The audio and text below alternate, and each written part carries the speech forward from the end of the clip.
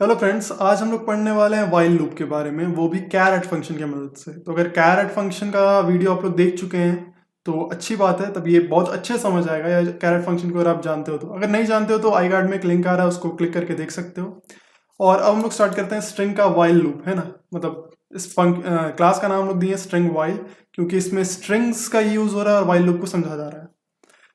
तो देखो, इसमें स्ट्रिंग एस एक नाम दिए हैं एस, और उसमें एस में स्टोर क्या किया हम लोग, ये वाला लाइन को स्टोर कर दिए हैं। अच्छा, ये वाला लाइन जो है उसका जो लेंथ है वो 52 है। क्यों 52 है इसका लेंथ?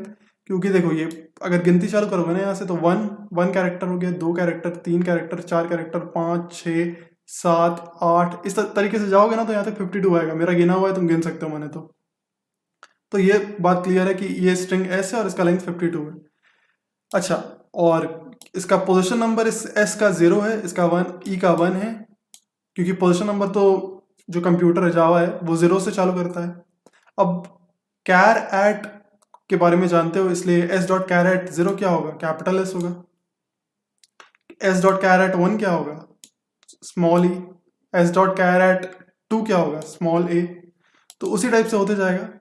और फिर इंट आई इक्वल 0 हम दे दिए हैं। तो इंट एक इंटीजर वेरिएबल है जिसका वैल्यू है 0, आई का वैल्यू 0 है।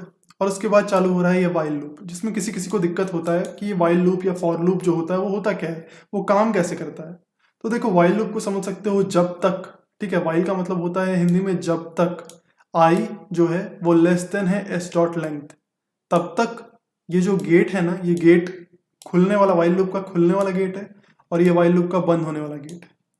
तो जब तक आई का वैल्यू जो है वो less than S dot length है, मतलब आई का वैल्यू जब तक 52 से कम है, आई का वैल्यू शुरू में तो 0 है, 0 इज लेस देन 52 है, लेकिन आई का वैल्यू जब तक 52 से कम रहेगा तब तक इस गेट के अंदर बाहर होते रहेगा प्रोग्राम कंट्रोल, ठीक है। बात यह है कि जो लूप का गेट खुलता है ना, वो तो इस कंडीशन पे, अगर ये कंडीशन सच है तो लूप का गेट खुल जाता है कि आप हमारे अंदर आ सकते हैं, आप अंदर आ जाइए। आपको अंदर आना ही होगा, अगर ये कंडीशन सच हो गया है तो आपको इस गेट के अंदर घुसना ही पड़ेगा, और फिर ये स्टेटमेंट्स को पढ़ना पड़ेगा, और कंप्यूटर को जो करना होगा स्टेटमेंट को पढ़ के वो तो करेगा ही। लेकिन जैसे ही आप इस गेट से फिर ये स्टेटमेंट को कंप्यूटर पढ़ेगा, फिर इस गेट पे आएगा, तो ये तो गेट बंद हो रहा है ना, ये गेट बंद हो गया। लेकिन जो, क्योंकि ये एक लूप का गेट है ना, तो लूप का गेट का बंद होने वाला एक अलग ही उसका लॉजिक है। लूप का गेट बंद होते समय ना दादागिरी करता है, वो बोलता है कि बंद, हम जैसे ही बंद हो रहा होता है तो बोलता है कि एक काम करो, वापस से ऊपर जाओ, वापस इस कंडीशन के पास जाओ। वो बोलता है कि, मतलब एक तरीके से दादागिरी करता है कि आप घुस तो सकते हैं इस कंडीशन की मर्जी से, है ना। जो एक मर्जी हम लगा चुके हैं, वाइल लूप जो एक मर्जी लगा चुका है, उसी कंडीशन के थ्रू आप इस गेट से घुस सकते हैं, लेकिन आप निकल नहीं सकते इस गेट से।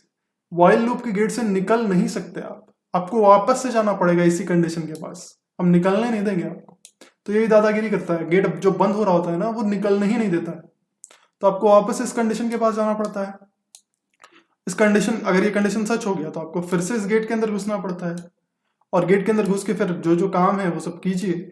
और फिर जैसे ही आप इस गेट के पास जाइएगा तो ये फिर बंद होने वाला गेट फिर से वही बात बोलेगा कि हम तो आपको जाने देंगे नहीं, आपको फिर से जाना पड़ेगा ऊपर इसी स्टेटमेंट के पास।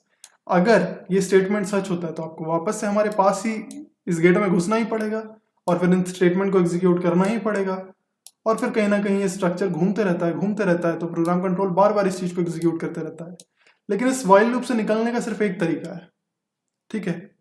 अगर निकलना है तो ये कंडीशन जो है आपका वो गलत हो जाना चाहिए। ये जो कंडीशन डाला हुआ है, अगर किसी टाइम पे जाके, है ना, अंदर बाहर कर रहे हैं हम वाइल लूप के, है ना, ये ऊपर से वापस से यहाँ तक आते हैं, फिर ऊपर से वापस से यहाँ तक आते हैं कंडीशन को चेक करके। लेकिन किसी टाइम अगर हम जाते हैं, ये वाला गेट बोलता है कि आप जाइए ऊपर कंडीशन चेक कीजिए, अगर सही हो गया तो वापस से आपको घुसना ही पड़ेगा। लेकिन अगर किसी टाइम पे ये गलत हो गया तो हमको इस गेट में घुसना ही नहीं पड़ेगा।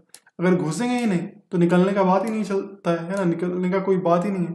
फिर सीधा प्रोग्राम कंट्रोल इस जगह पे आ जाएगा, और आपका जो इस लूप से आप निकल चुके होंगे। तो यही है वाइल लूप। तो अगर इस प्रोग्राम को हम लोग ड्राई रन करें तो देखो, आई का स्टार्टिंग में वैल्यू है 0, और अगर वाइल लूप में हम लोग जाएंगे तो 0 is less than S dot length है, 0 52 से तो छोटा ही है, एस डॉट लेंथ का वैल्यू हम लोग के केस में 52 है, तो 0 52 से छोटा है, इसलिए system dot out dot println पे आएगा। और एस डॉट कैरेट आई, मतलब एस डॉट कैरेट 0, क्योंकि अभी आई का वैल्यू क्या है, 0 है, तो एस डॉट कैरेट 0 प्रिंट होगा, जो कि क्या है, कैपिटल एस है, एस डॉट कैरेट 0 में मेरा। तो एस प्रिंट होगा और थोड़ा स्पेस दे के फिर 0 प्रिंट हो जाएगा। फिर आई प्लस प्लस हो जाएगा, मतलब आई का वैल्यू 1 बढ़ जाएगा। ठीक है, आई प्लस प्लस का मतलब होता है आई का वैल्यू 1 बढ़ जाना, या फिर लोग इसको इस तरीके से भी लिखते हैं I equal to I plus 1। यहाँ पे मतलब होता है आई का नया वैल्यू इज इक्वल टू आई का पुराना वैल्यू प्लस 1। ठीक है, तो फिर आई का वैल्यू 0 था 1 हो जाएगा क्योंकि 1 बढ़ जाएगा। और फिर ये गेट जैसे ही बंद होने वाला होगा वाइल लूप का, तो वाइल लूप का गेट तो यही बोलेगा कि आपको वापस से जाना पड़ेगा, हम आपको नीचे नहीं जाने देंगे, प्रोग्राम कंट्रोल को इस गेट के बाहर नहीं निकलने देंगे, आपको ऊपर जाना पड़ेगा वापस से इसी जगह पे, कंडीशन को चेक करना पड़ेगा।